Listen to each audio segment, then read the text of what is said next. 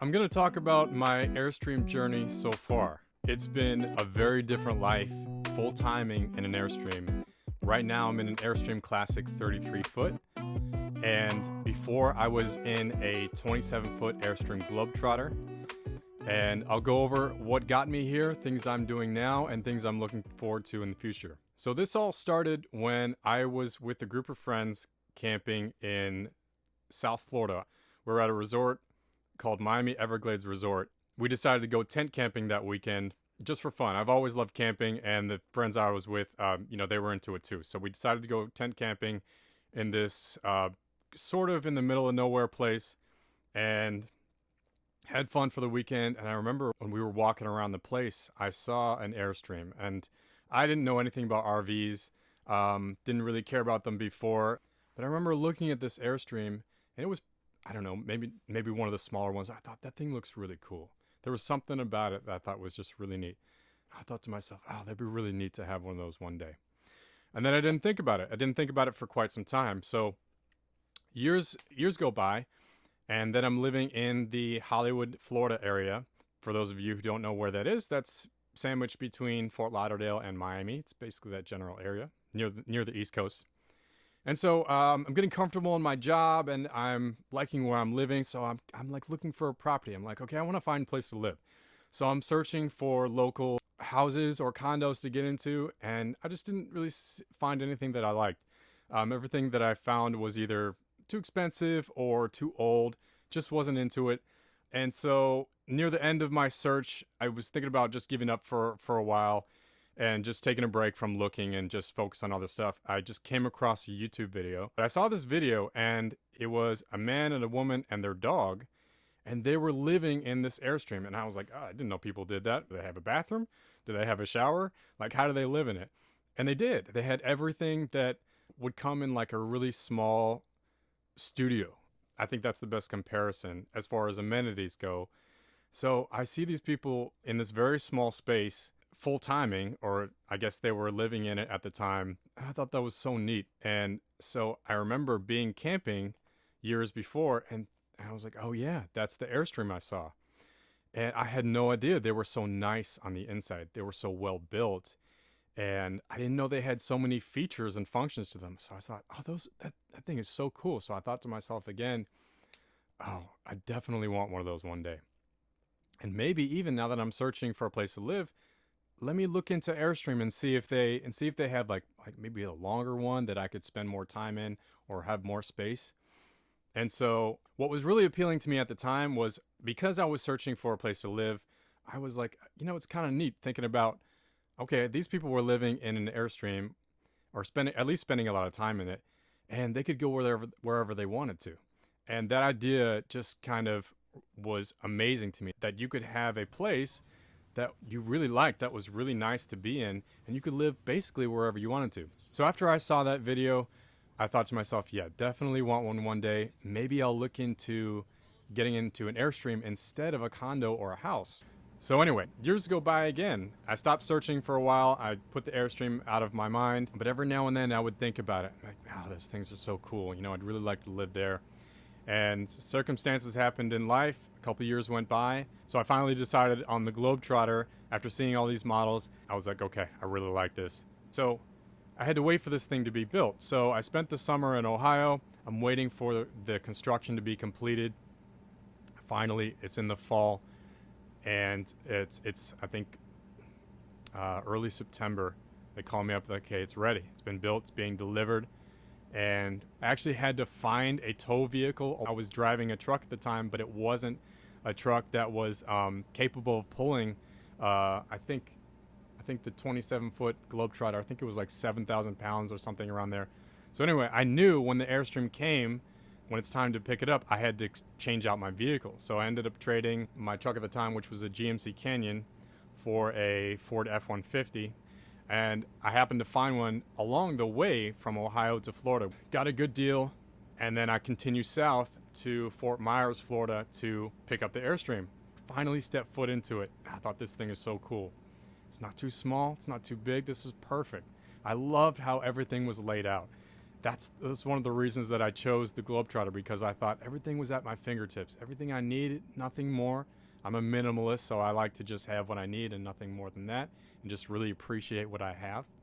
And so the few things that I owned, I put it into the Airstream, and then the rest that was maybe too big, I got a storage unit and put it there. Oh my gosh, the first time I towed it away.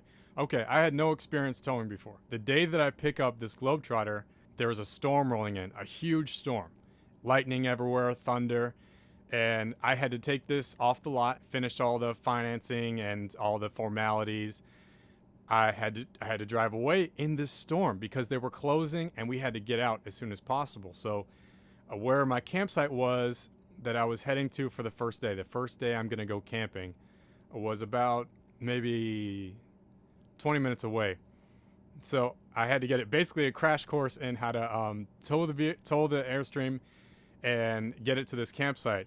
All while there's lightning coming, there's thunder, there's so much rain. I felt like I barely got out of there in one piece. Eventually found the campsite. This was in close to Fort Myers on the west coast of Florida. It was definitely a learning experience how to take the Airstream on and off the truck, setting up sewer hoses, setting up the power, setting up the water. I had no idea what I was doing, but I knew I was really into it. And so it was a long day in the rain of setting up my campsite. But the next day, I woke up in this thing and I'm looking around and I think this thing is amazing. I'm so glad I did this. I don't know how it's going to go full timing in it, but I want to spend a lot of time in this thing and I want to treat this as my place. And I will live where I can live. And I'm going to figure it out after that. So the plan was to just go into it full force and just make it work. So that was my first night camping, and I decided to go back to work in Florida. March 2020 rolls around, and the campground where I was staying, because of what was going on in the world, closed down. And the gym where I was working as well. So what I decided to do was, while I was working at the gym locally before, I was also working for myself part-time as an online personal trainer and an online fitness coach. So I decided to do that full-time and just work from home. And since then, that's what I've been doing. And so spent some time in Ohio, and I decided, okay, I'm going to start traveling around with this thing. And now that I don't have anywhere to be locally, I'm going to explore a little bit. So I ended up going northeastern Ohio, and then I went down to, I believe it was Spartanburg, Ohio, near the middle of the state. And I spent some time at a KOA there. That was my first experience at a much more rural kind of place. It didn't have concrete. It was just gravel and had a little bit of space, some grass to put some stuff. And it was fine. I actually really liked it because the campground was really nice. It was a new thing for me to try to work off my cell phone internet and the Wi-Fi in the campground to try to do more of this online personal training that I was doing. So I was getting used to that. So I spent about 2, maybe 3, 4 weeks at that campground, and I decided to keep going south and just continue working online from wherever I can. So I decided to go from Spartanburg, Ohio, down to a couple different places in North Carolina. A very beautiful place. I love the fresh air of North Carolina and South Carolina. So I spent time bouncing around a couple different campsites in North Carolina, approaching winter months of 2020. So I decided to go back to Florida and didn't stay anywhere in Georgia, just decided to go right through. And I spent some time in northern Florida, which was near the Palm Coast area, to at least 2 different campgrounds near Palm Coast. And that was actually a really beautiful experience. Some were more rugged, gravel, dirt, grass, and some had some nice concrete. I thought to myself, okay, there's a lot of good campgrounds in Florida. And I see why a lot of people camp in Florida, because there are some really nice places. So from there, I continued down south, Central Florida area, and I stayed at 2 campgrounds in Central Florida, and I liked those as well. Spent some time there, and I was struggling to get good internet connection to work from these different campsites, because that was probably the biggest problem I had to solve as far as full timing in the Airstream. Was I was working from home, and I needed a solid and fast internet connection.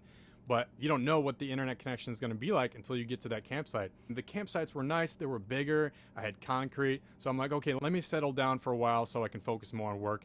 I'm going to travel less so I can have more consistency with how I have my workflow going. So I spent some time in Central Florida, and I had always been wanting to go to Texas. So my next stop I decided was going to be Texas. And actually at the time, Texas just seemed like a cool place to me. So I decided to hightail it from Central Florida to right outside of San Antonio. I also spent some time at another campground that was east of San Antonio because I wanted to check out Austin. I always thought Austin was a really cool place.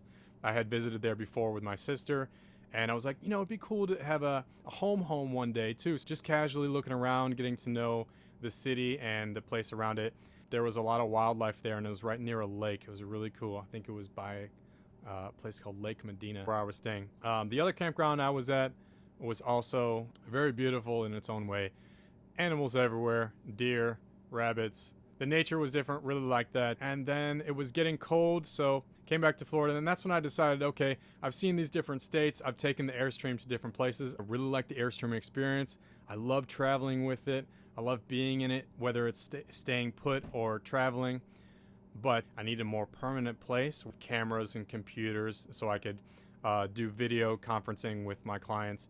And I thought, okay, so I started thinking about a bigger space. So that brings us to now. It's August 2022. I think I've been in this unit now for about 5 months. And thank you for the people who watched my video before. I made a first impressions video of the Airstream after having it for about 2 months. And I went over some basic features and functions of the Airstream and what it's like to be in this thing. So since that video got some attention, I'll keep making videos. My goal with these videos is to demonstrate living life a little bit differently so that I might inspire someone to get some cool ideas if they're going to do the same. If you've been thinking about doing the Airstream thing or the RV thing or the van life or anything similar, it's a very unique lifestyle. I do it differently than other people do, and there's a lot of different ways to full-time in an Airstream. I have a lot of ideas about things that I think would be interesting that are unique to this Airstream and how I have things set up and how my lifestyle is here. But you guys let me know what you want to see. If there's something in particular that you want to know about this Airstream or Airstream Life or the Classic or anything that might pertain to Airstream Life, you know, let me know, comment on this video, and whatever I can do, I'll put it out there for you. Thanks so much for watching this video. Make sure to click like and subscribe. Hit that notification bell so you can get notified when I post a new video. And I'll see you guys on the next one.